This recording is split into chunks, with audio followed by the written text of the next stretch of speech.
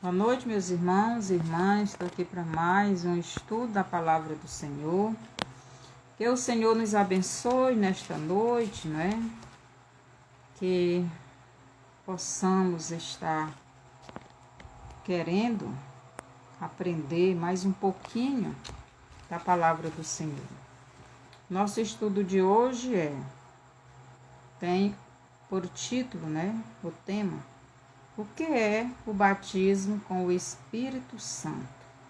O que significa o batismo com o Espírito Santo? Então vamos orar para começar. Senhor nosso Deus e Pai, obrigada pela Tua palavra, Pai, que nos ensina. Que o Senhor fale através de mim mais uma vez, para que Teu povo não seja enganado, que entenda o que o Senhor ensina. Que o Senhor fale e eu transmita tudo aquilo que o Senhor quer falar, que o Senhor está falando ao teu povo, através de mim. Que eu diminua mais e mais, que o Senhor cresça mais e mais. Obrigada pelo privilégio que o Senhor me dá de trazer a sua palavra, esse ensino maravilhoso da sua palavra para o teu povo. Obrigada por tudo, no nome de Jesus. Amém. Então vamos aprender um pouquinho deste assunto, né? O que é o batismo com o Espírito Santo? Muitos acham que falar em línguas estranhas, né, é o batismo com o Espírito Santo. Mas será que é mesmo? Será que o batismo com o Espírito Santo é isso mesmo? Então, somente Cristo batiza com o Espírito e com fogo. Em Marcos 1,8, nos diz assim: eu, em verdade, tenho vos batizado com água. Ele, porém, vos batizará com o Espírito Santo. Então, essas palavras quem disse foi João Batista. O batismo nas águas, Deus deixou para os homens fazerem. Mas o batismo com o Espírito Santo, somente Cristo pode fazer, né? Batizar. Então, nós podemos ver isto também em Mateus, capítulo 3, e o verso 11, que nos diz assim: E eu, em verdade, vos batizo com água, para o arrependimento. Mas aquele que vem após mim é mais poderoso do que eu, cujas alparcas não sou digno de levar. Ele vos batizará com o Espírito Santo e com fogo. Então, João Batista, ele diz quem realmente batiza com o Espírito Santo. Então, ele diz: eu, em verdade, vos batizo com água para o arrependimento. Porque a água era uma representação da palavra de Deus, que limpa o pecado.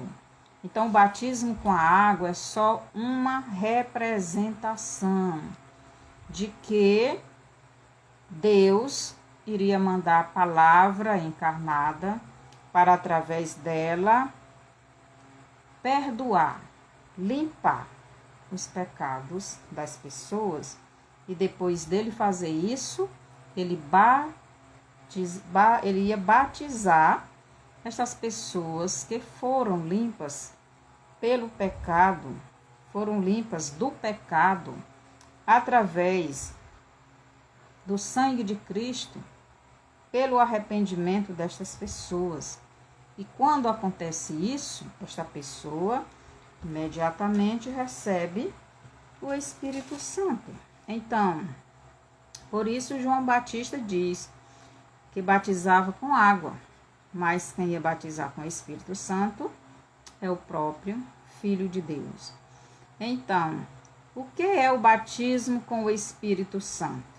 O que é o batismo com o Espírito Santo? Então, o batismo com o Espírito Santo é quando o batismo com o Espírito Santo é quando o Espírito Santo deixa de estar apenas conosco para estar dentro de nós.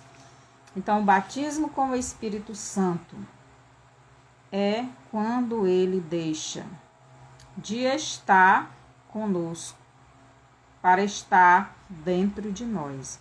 Então, podemos ver isto em João 14, do 16 ao 17.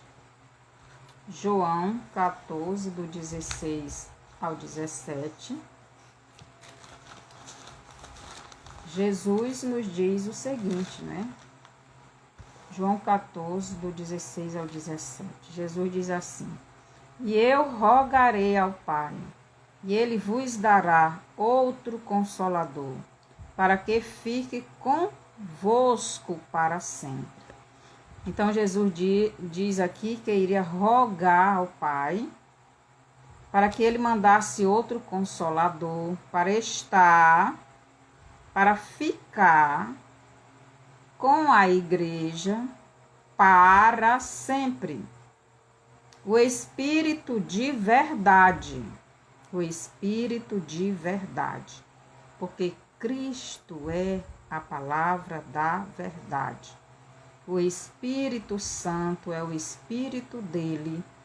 Ele é o Espírito da verdade ou de verdade. Que o mundo não pode receber. O mundo não pode receber o Espírito de verdade, porque eles vivem na mentira. E só pode receber o Espírito de verdade aqueles que são da verdade. Porque não o vê. Então, o Espírito de verdade, que o mundo não pode receber, porque não o vê, nem o conhece. Mas vós o conheceis, porque habita convosco. Preste atenção. Então, quem é batizado com o Espírito Santo? O batismo com o Espírito Santo é quando o Espírito Santo deixa de estar apenas conosco para estar dentro de nós. Então, Jesus está dizendo aqui no versículo 17 de João 14... O Espírito de verdade, que o mundo não pode receber, porque não o vê, nem o conhece. Mas vós o conheceis, porque habita convosco. E estará em vós, no futuro. E estará em vós. Não vos deixarei órfãos, voltarei para vós. Então, o que é que Jesus está dizendo aqui? Jesus está dizendo aqui que enquanto ele estivesse aqui em carne e osso, o Espírito Santo estaria com a igreja, não dentro da igreja, não dentro da pessoa, mas com a pessoa. Por quê? Porque o Deus homem estava com a igreja, com os apóstolos. Quando ele voltasse para o céu, então ele iria falar ao Pai para que ele mandasse o Espírito de verdade para estar dentro do salvo. Por isso ele diz: mas vós o conheceis, porque habita convosco e estará em vós, estará dentro de vós. Então eu vou para o Pai. Vou enviar o meu Espírito, o Espírito de verdade. Ele não vai estar apenas convosco, mas ele estará em vós. Ele estará em vós, ele estará dentro de vós. Este é o batismo com o Espírito Santo. Jesus diz mais: não vos deixarei órfãos, voltarei para vós. Então, Jesus voltou para nós em carne e osso. Lógico que não. O que voltou para nós foi o outro Consolador, que é o Espírito dele. Ele veio em espírito, não mais em forma humana, não mais em carne e osso.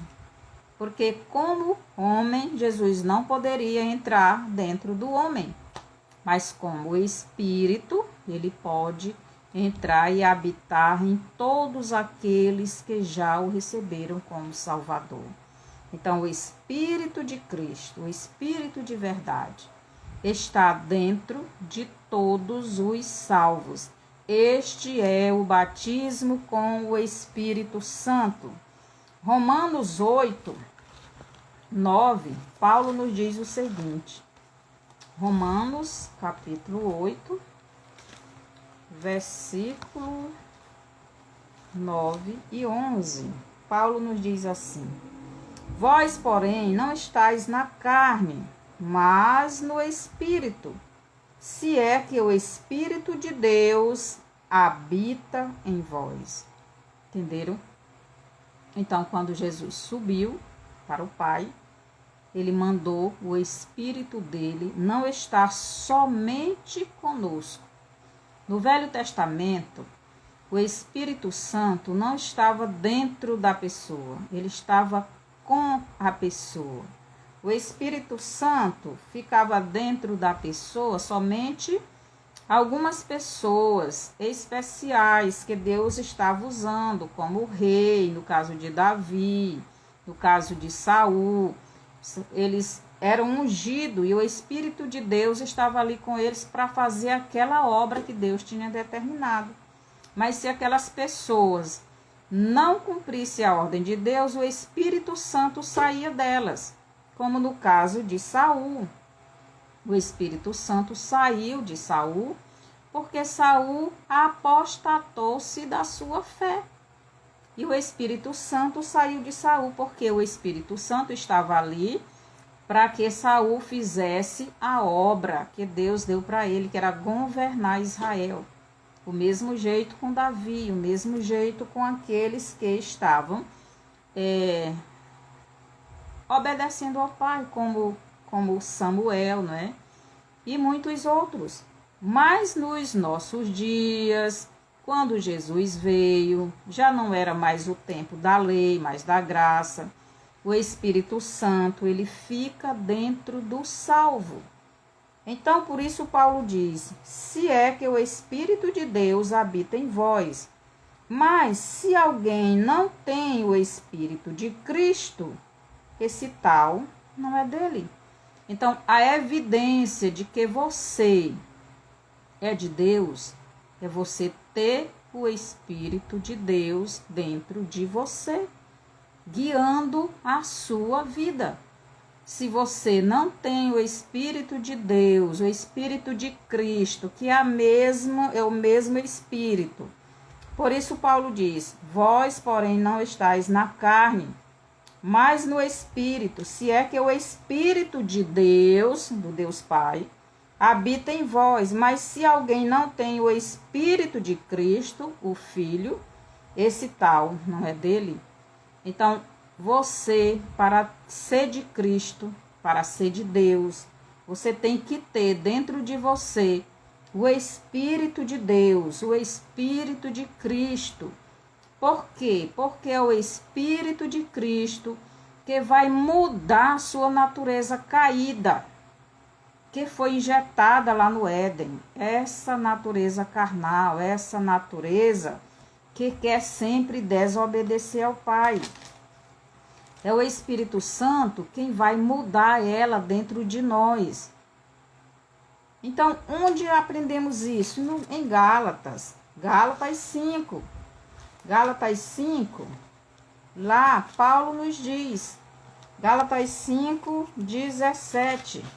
Lá nos diz assim. Vou ler o 16 e o 17. Digo, porém, andai em espírito. Que é espírito? O Espírito Santo. E não cumprireis a concupiscência da carne. Se nós andamos no Espírito de Deus, se nós andamos no Espírito de Cristo, nós não vamos fazer a vontade da nossa carne, mas sim a vontade de Deus. E o versículo 17, porque a carne luta contra o Espírito. a nossa carne, a nossa mente carnal, a nossa mente caída, a nossa alma dominada pelo maligno. Ela quer fazer a vontade do diabo. Ela quer pecar, ela quer desobedecer a Deus.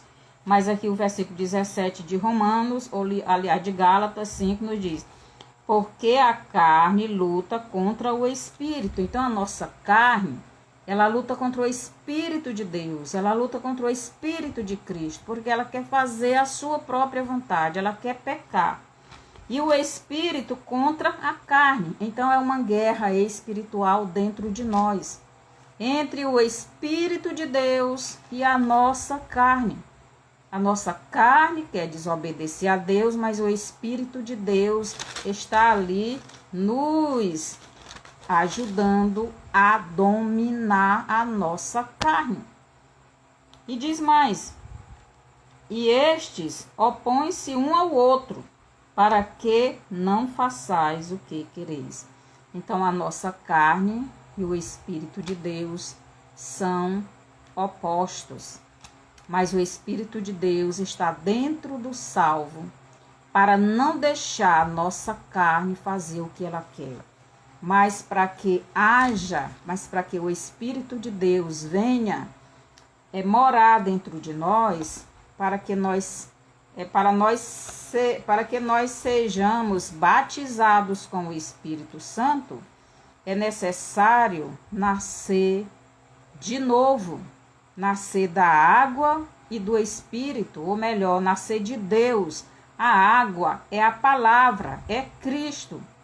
E o Espírito Santo é o Espírito de Cristo, é o Espírito de Deus, é a alma.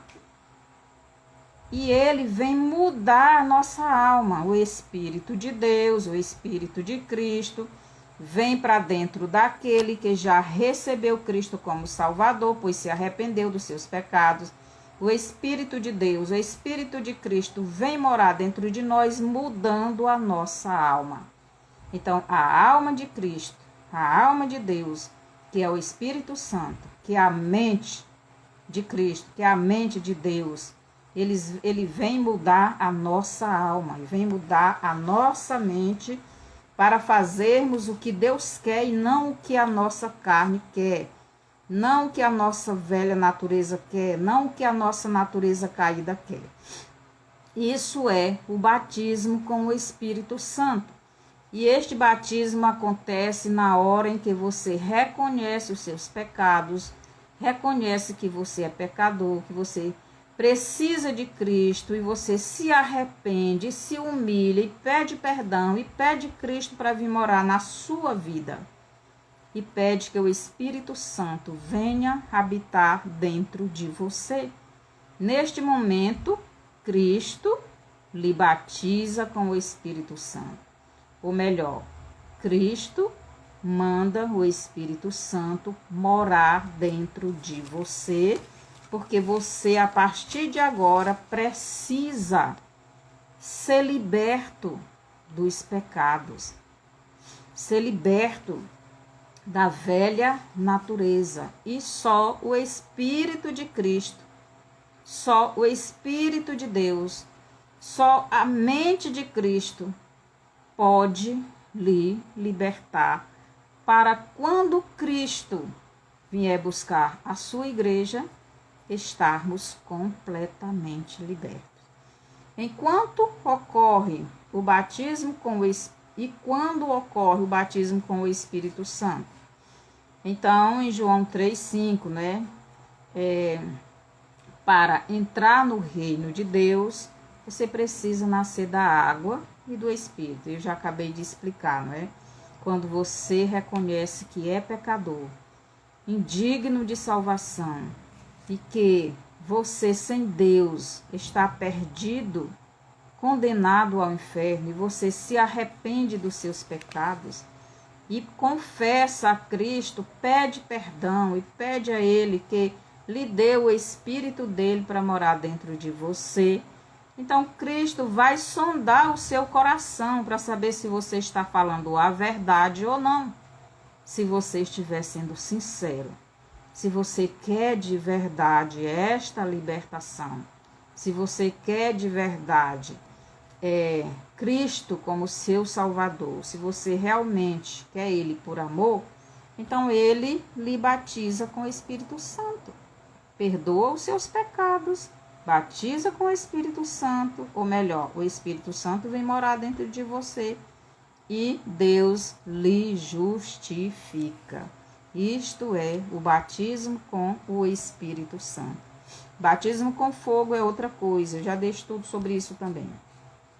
Em João 3,5 nos responde, esta pergunta, né? E quando acontece o novo nascimento, né? Então, o batismo com o Espírito Santo é quando acontece o novo nascimento. Quando você se arrepende, você pede perdão a Deus, Ele dá vida novamente a seu espírito, porque o espírito dele vem morar dentro de você. Você teve os seus pecados perdoados por Cristo e houve a reconciliação entre você e Deus. E o espírito dele veio morar dentro de você. Isto é o batismo com o Espírito Santo. Aí o Espírito Santo não estará somente, conosco, como diz Jesus aqui em João 14. Em João 14, 17. E ele diz: porque habita convosco e estará em vós. Então o Espírito passa a estar conosco para sempre, Aí continuando, Em João 14, 17, o Espírito Santo não ficará dentro da pessoa. Então, mas com a pessoa, pois somente Cristo pode batizar a pessoa com o Espírito Santo, e ele só batiza com o Espírito Santo aquele que já o recebeu como Salvador, Então, no versículo 17, Cristo diz: porque habita convosco. Então, o Espírito Santo, quando Jesus estava na terra, a pessoa não era batizada com o Espírito Santo. Por quê? Porque ele, Cristo, estava ali com os discípulos. Ele estava com os discípulos em carne e osso. Por isso Jesus diz: porque habita convosco o Espírito Santo, o Deus Pai e o Deus Filho, que é a mesma pessoa, estava ali com os discípulos. Ele estava. Mas quando ele foi para o Pai, então o Espírito Santo passou a morar dentro dos discípulos. Ele foi batizado, eles foram batizados para sempre. Para sempre. Como eu disse, o Espírito Santo, antes de Cristo subir ao céu para o Pai, ele ficava dentro da pessoa por um tempo em que Deus tinha uma tarefa para essas pessoas fazerem. Jesus, estando mesmo em carne e osso, ele soprou o Espírito dele nos apóstolos, mas eles foram batizados perpetuamente quando Cristo subiu ao céu e mandou o seu Espírito para ficar conosco para sempre, Então, este é o batismo com o Espírito Santo, certo? Então, ele só batiza com o Espírito Santo aquele que verdadeiramente, aquela pessoa que verdadeiramente crê, ou aquelas pessoas que verdadeiramente creram nele como o seu Deus, Senhor e Salvador, e arrependidos dos seus pecados, vão até Cristo para receber dele o perdão dos pecados e receber também o Espírito Santo e ser justificado pelo Pai Eterno. Em João 14,17, o Espírito Santo não estava dentro das pessoas, dos salvos, pois o Deus homem estava com eles. João 6,45, né? O Deus estava ensinando o seu povo. Então, vocês leem aí. O Espírito Santo só seria mandado para dentro do salvo depois que Cristo glorificado voltasse para o Pai. Então, ele mandaria o outro Consolador, que era o seu Espírito, o Espírito Santo, para ficar conosco até a consumação dos séculos. Então, Mateus 28:20, Jesus diz: eis que estou convosco todos os dias até a consumação dos séculos. E Jesus, ele está conosco na pessoa do Espírito Santo. Então, o Espírito Santo é uma parte de Cristo. E como Cristo é Deus, e Deus não é como nós, porque nós temos 3 partes, mas elas não podem se separar, porque se separar, nós morremos. Mas Deus é Deus, e Ele pode estar no céu como ser humano, como homem glorificado, mas Ele pode estar dentro de nós como Espírito Santo. Ele não é limitado como nós somos. Então, Deus, ele pode todas as coisas. Então, ele está dentro de nós como seu Espírito. Então, qual a diferença entre o batismo com o Espírito Santo, as línguas estranhas e o dom de línguas? Então, nós vamos ver esse estudo aqui. Nós vamos ver esses três assuntos, né? A diferença entre o batismo com o Espírito Santo, as línguas estranhas e o dom de línguas. Então, nós já estudamos, né? Agora, que é o batismo com o Espírito Santo. Agora, nós vamos para os dons de línguas, né? O batismo com o Espírito Santo, nós já estudamos, né? Acima. Já as línguas estranhas ou dos anjos é uma linguagem que somente o Espírito de quem fala e o Espírito de Deus falam. Então, a língua ou as línguas estranhas, as línguas dos anjos, é uma linguagem espiritual. Ela não é deste mundo, desta terra. É uma linguagem do céu. E quem fala, a pessoa que fala, só ela fala. Com o espírito dela fala. Com aquele que está falando com ela. No caso, Deus, não é? Então, nem a mente da pessoa, nem a alma da pessoa, nem o corpo da pessoa entende o que ela fala. Porque é uma linguagem espiritual. Só quem fala é o espírito da pessoa e Deus. Então, o que são dons? O que são dons? Dons são capacitações que Deus dá à sua igreja para a edificação da igreja. Então, o que são dons? Dons são capacitações, ou melhor, são...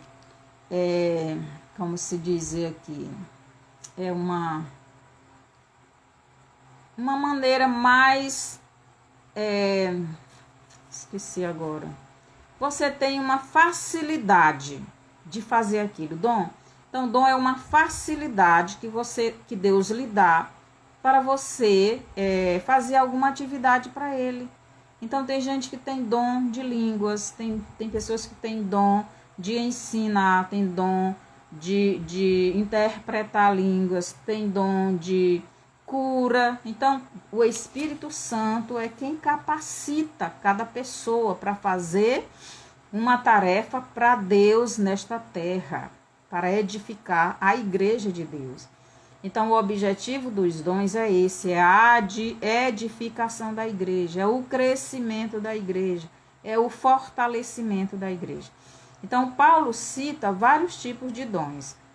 Em 1 Coríntios 14, 1, Paulo nos diz o seguinte.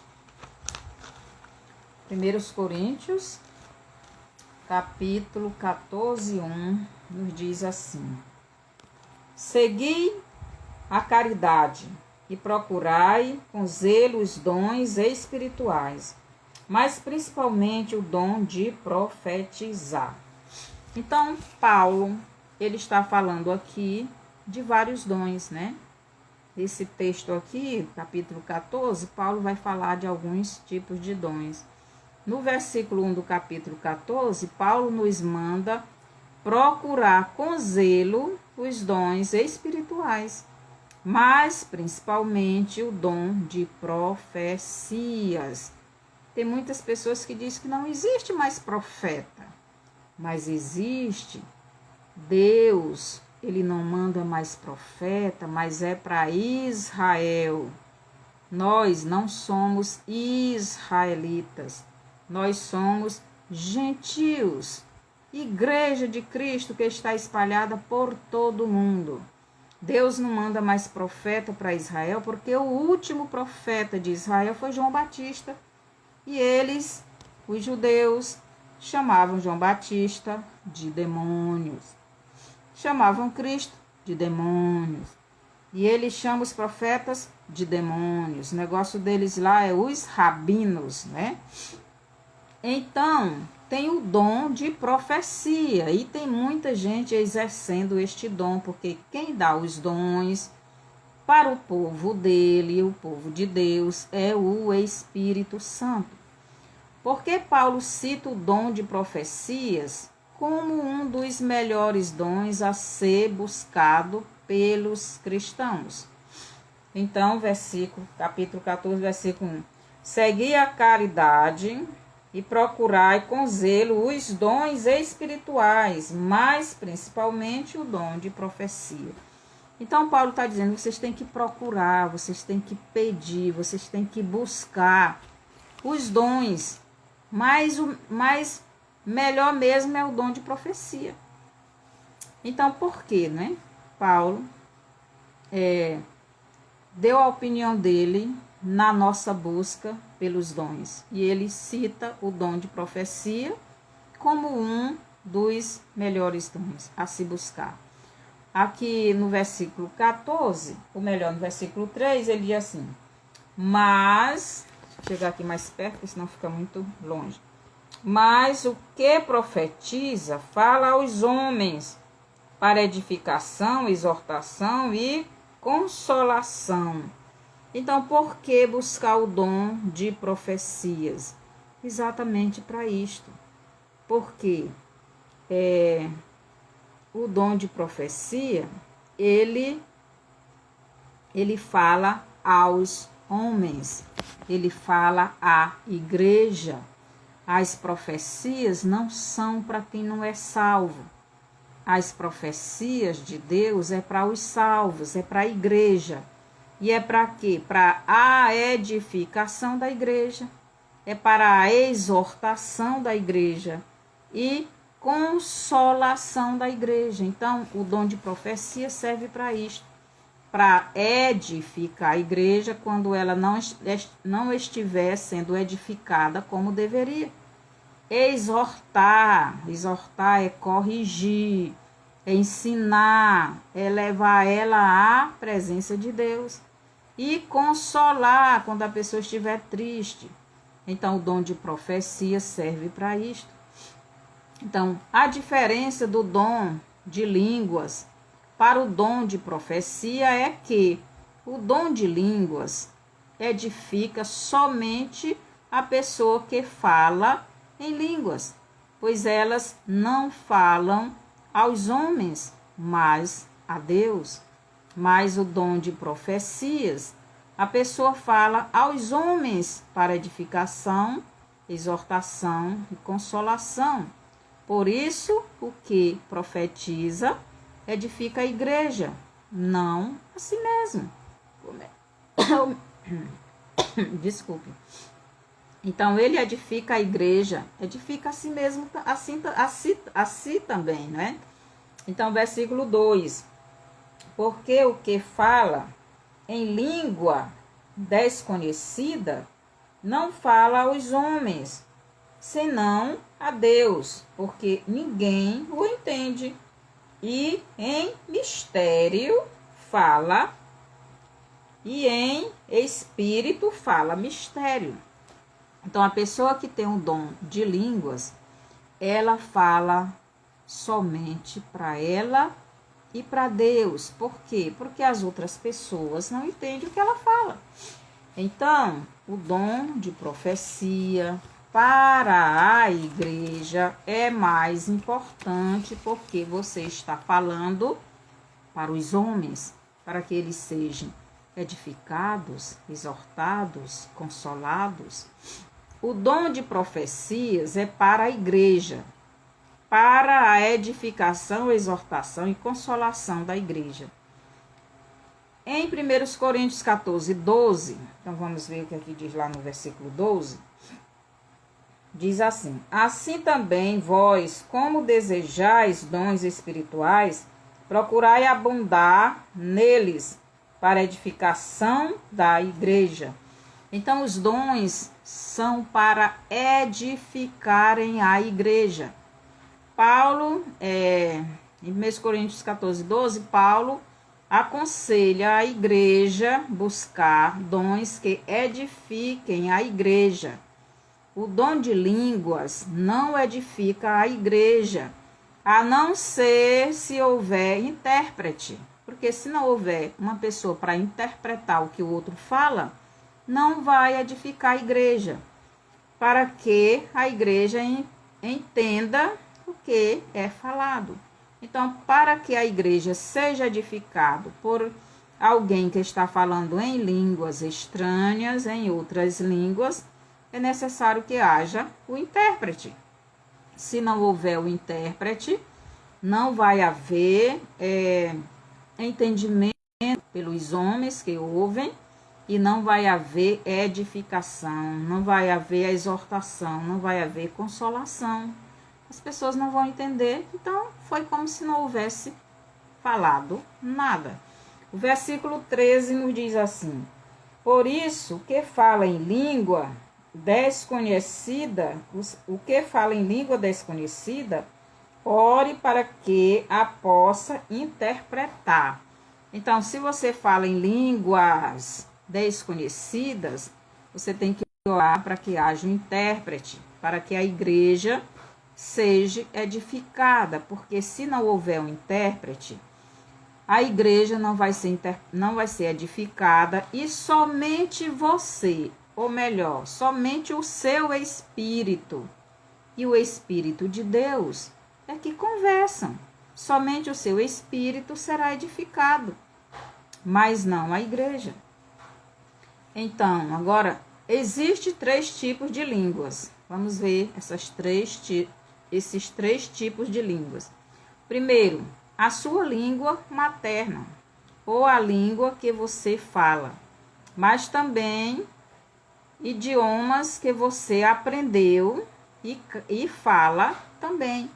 Então, este é o primeiro tipo de línguas, ou linguagem, né? Aquela que você nasceu falando ela, e as outras línguas que você aprendeu, os outros idiomas que você aprendeu. Este é o primeiro tipo de línguas. Segundo tipo de línguas, existem outras línguas ou idiomas que você não conhece, mas que o Espírito Santo pode colocar na sua boca para você falar. Neste caso, a sua alma ou mente ou entendimento não entende aquilo que você mesmo fala, pois é o seu espírito quem fala, e ele está falando com Deus. A sua mente não entende aquilo que a sua boca fala. Por quê? Porque ela está falando uma linguagem que sua mente não entende, seu intelecto não conhece, seu raciocínio nunca ouviu, a sua alma não entende, somente o seu espírito. Aqui em 1 Coríntios 14, do 14 ao 19, nos diz assim. Então vamos lá. Porque se eu orar em língua desconhecida, o meu espírito ora bem, mas o meu entendimento fica sem fruto, quer dizer, sem entendimento. Porque nós temos duas partes espirituais. Nós temos o espírito que se comunica com Deus, que se relaciona com Deus, porque ele já foi religado a Deus. Mas nós temos a nossa alma, a nossa mente, que é necessário que haja entendimento intelectual, não é? Conhecimento humano também. Então, o idioma que o meu intelecto, a minha mente, o meu conhecimento não conhece, eu não vou entender quando ele é falado, né? Mas nosso espírito fala, porque o nosso espírito conhece, fala com Deus. É isso que Paulo está ensinando aqui. Porque se eu orar em língua desconhecida, o meu espírito ora bem, mas o meu entendimento fica sem fruto. Que farei, pois? Orarei com o espírito, mas também orarei com o entendimento. Orarei com meu espírito, mas também orarei com minha alma, com minha mente, com meu entendimento, com meu conhecimento. Cantarei com o espírito, mas também cantarei com o entendimento, porque se não houver entendimento, não adianta, minha gente. Você não vai adorar a Deus, você não vai entender nada, é isso que Paulo está dizendo. De outra maneira, se tu bendisseres com o espírito, como dirá o que ocupa o lugar de idólatra, o amém sobre a tua ação de graças, visto que não sabe o que dizes? Então, se você está orando, você, o seu espírito e Deus, como é que a pessoa que está ali ouvindo vai dizer o amém se ele não sabe o que você falou, o que você disse, o que você pediu? Então, ela não vai dizer nada, porque você está orando, o seu espírito está orando você está falando com o Espírito de Deus, mas ninguém está entendendo. Nem sua alma está entendendo, né? Então, versículo 17. Porque realmente tu dás bem as graças, mas o outro não é edificado. Então, só você, só o seu espírito está sendo edificado, não está edificando ninguém. Não está edificando pessoa alguma da igreja. Por isso, falar em língua, Paulo diz que não é um dom muito importante para você falar na igreja, a não ser que tenha intérprete. Dou graças ao meu Deus, porque falo mais línguas do que vós todos. Estas línguas aqui não são as línguas dos anjos. Estas línguas aqui são idiomas, preste atenção. Estas línguas que Paulo está falando aqui são idiomas de outras nações. Cada nação tem o seu próprio idioma, sua própria língua, sua própria maneira de se comunicar. Então, versículo 18, né? Dou graças ao meu Deus, porque falo mais línguas do que vós todos. Quer dizer, Paulo conhecia muitos idiomas, ele falava muitas línguas, né? Todavia, eu antes quero falar na igreja 5 palavras na minha própria inteligência, para que possa também instruir os outros, do que 10.000 palavras em língua desconhecida. Quer dizer, do que me adianta falar em outro idioma se os irmãos não vão entender nada? Quer dizer, meu espírito entende, meu espírito fala com Deus, nem sempre a mente, não é? Porque nem sempre você entende o idioma que você está falando. Se não houver intérprete, ninguém na igreja vai ser edificado. Então, só você vai ser edificado. Então, este é o segundo tipo de língua. A língua são idiomas, são outras línguas de outras nações, que muitas vezes você não conhece, mas o Espírito Santo lhe dá o dom para você falar. E você, o seu espírito e o Espírito de Deus se comunicam, se falam, e você é edificado, o seu espírito é edificado. A sua alma não, a sua mente não, seu entendimento não, porque você não entende aquele idioma, só quem entende é o seu espírito. Terceira língua, a língua dos anjos. Nós vamos lá para 1 Coríntios 13, 1. Capítulo 13, versículo 1. Paulo diz o seguinte: ainda que eu falasse as línguas dos homens e dos anjos, não tivesse amor, seria como o metal que soa ou como o sino que tine. Então, aqui Paulo está falando dois tipos de linguagem. A linguagem dos homens são os idiomas e a linguagem dos anjos. Então, nós já vimos a linguagem dos homens, né, que são os idiomas. Agora nós vamos ver a linguagem dos anjos. Seja bem-vinda, Francisca das Chagas, que o Senhor te abençoe. Então, a língua dos anjos. Paulo fala da língua dos homens, no versículo 13, no capítulo 13, versículo 1, que são os idiomas de todas as nações que os homens falam. Mas Paulo também fala da língua dos anjos. Os anjos falam a língua dos céus, a linguagem que é falada no céu, mas também falam as línguas ou idiomas da terra. Então, os anjos, eles falam tanto a língua do céu como a língua da terra. Então, os anjos, eles conhecem todos os tipos de língua da terra, todos os idiomas, mas eles também falam a linguagem do céu. Então, muitas vezes, você, não é, tem o dom de línguas e você está falando a linguagem do céu. Seu espírito está falando com Deus, mas a sua alma não entende esta linguagem estranha, né? Linguagem do céu. Os anjos falam a língua dos céus, a linguagem que é falada no céu, mas também falam as línguas ou idiomas da terra.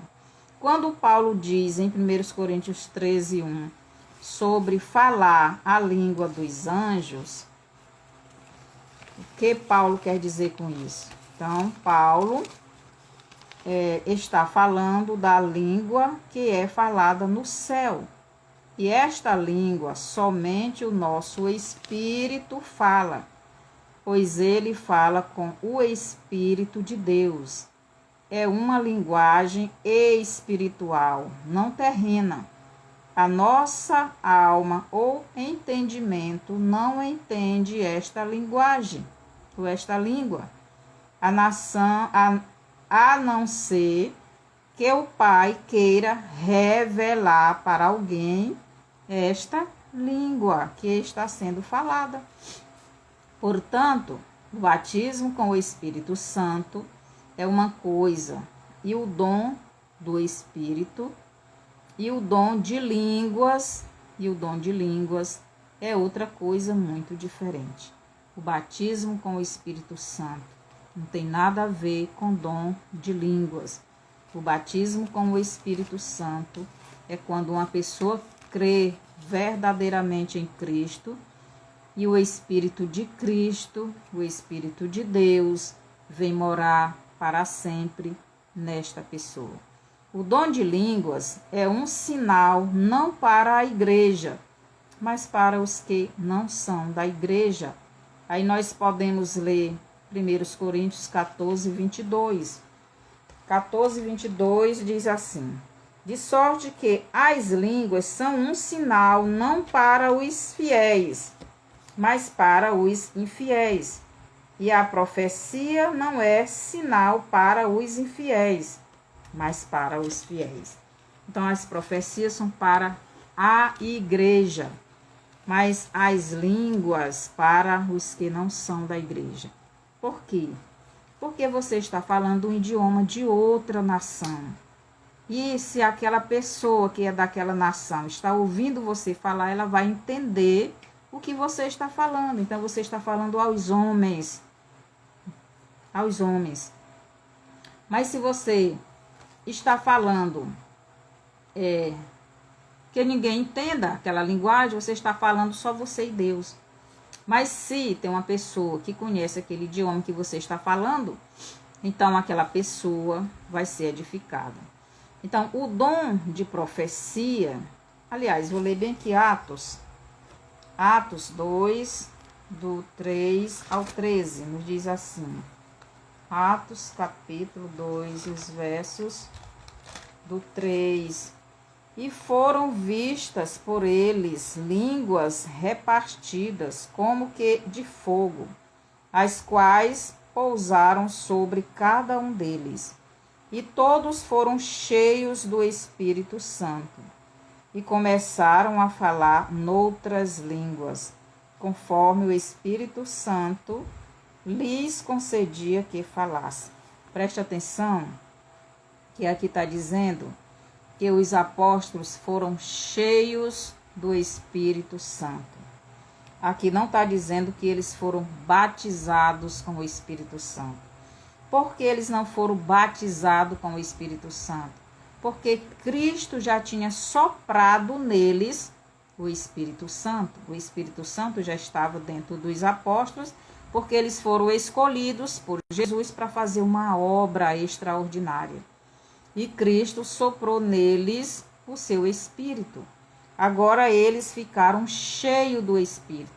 Mas aquelas pessoas que não têm o Espírito de Deus, na hora que elas creem em Cristo, elas recebem o Espírito Santo. Mas os apóstolos já tinham o Espírito Santo. E todos foram cheios do Espírito Santo.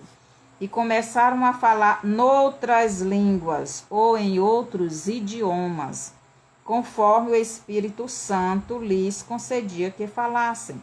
Aqui eles estavam falando as línguas dos homens, como Paulo fala lá em Atos.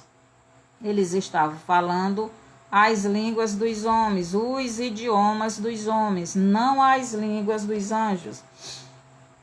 E em Jerusalém estavam habitando judeus, homens religiosos de todas as nações que estão debaixo do céu. Porque o Espírito Santo começou a colocar na boca dos apóstolos aqueles idiomas, porque naquele lugar tinha pessoa de todas as nações que falava muitos tipos de idiomas. E quando aquele som ocorreu, ajuntou-se uma multidão e estava confusa, porque cada um os ouvia falar na sua própria língua.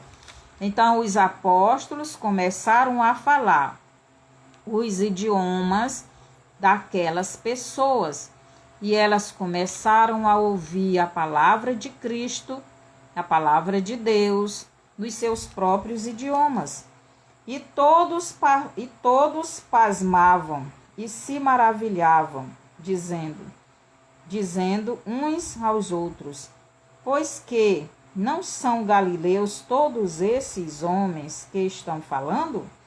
Como, pois, os ouvimos cada um na nossa própria língua em que somos nascidos? Portanto, partos e medos, elamitas e os que habitam na Mesopotâmia, Judeia, Capadócia, Ponto e Ásia, e Frígia, e Panfilha, Egito e partes da Líbia, junto a Cirene, e forasteiros romanos, tanto judeus como prosélitos. Então ali tinha gente de muitas nações, e essas pessoas ouviam os apóstolos falando nas suas próprias línguas. Cretenses e árabes. Todos nós temos ouvido em nossas próprias línguas falar das grandezas de Deus. E todos se maravilhavam e estavam suspensos, dizendo uns para os outros: que quer dizer? Que quer isso dizer? E outros, zombando, diziam: estão cheios de vinho. Então sempre tem os zombadores, né, da palavra de Deus. Mas o importante é que todos ouviram a palavra de Deus nas suas línguas, porque o Espírito Santo estava dando esse dom para os apóstolos. O dom de profecia é para a igreja, para que ela seja exortada, edificada e consolada. Em 1 Coríntios 14:6, Paulo fala de quatro dons. 1 Coríntios 14:6. Então vamos lá. 1 Coríntios 14:6 nos diz o seguinte.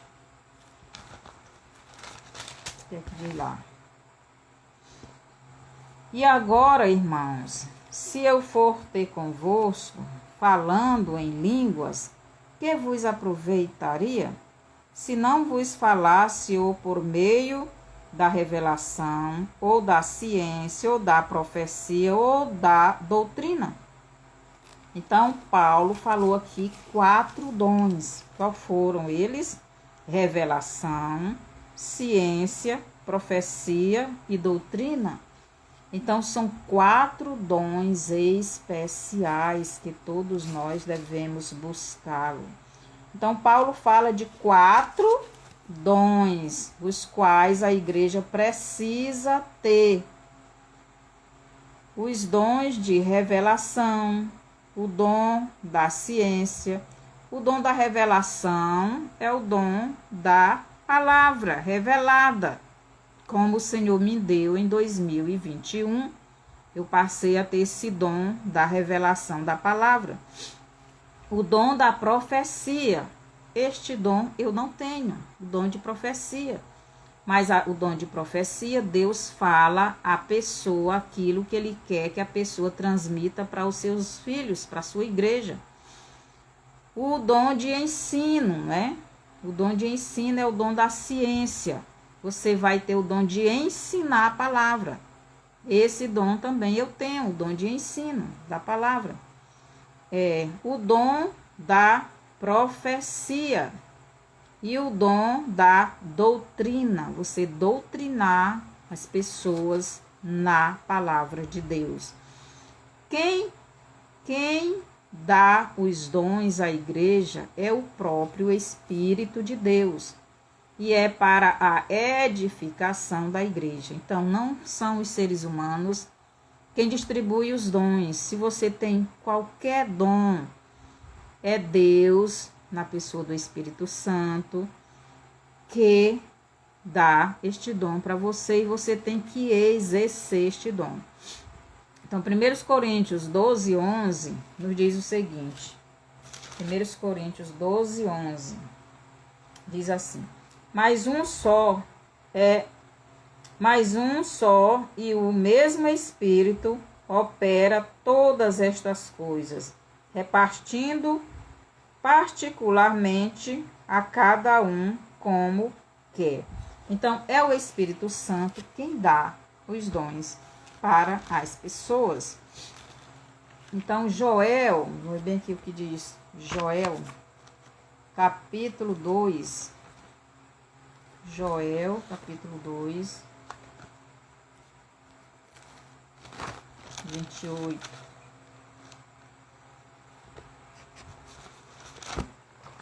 Vou terminando aqui. Joel, capítulo 2. Esse eu não marquei. Aí fica mais complicado de achar. Joel 2.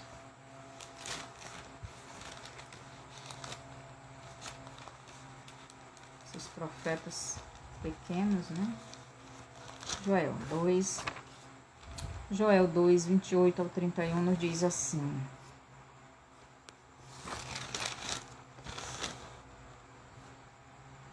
Diz assim.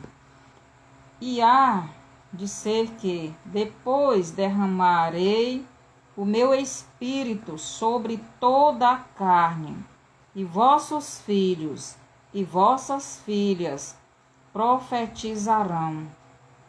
Os vossos velhos terão sonhos, os vossos jovens terão visões, e também sobre os servos e sobre as servas, naqueles dias derramarei o meu espírito, e mostrarei prodígios no céu e na terra, sangue, fogo e colunas de fumaça. O sol se converterá em trevas e a lua em sangue, antes que venha o grande e terrível dia do Senhor.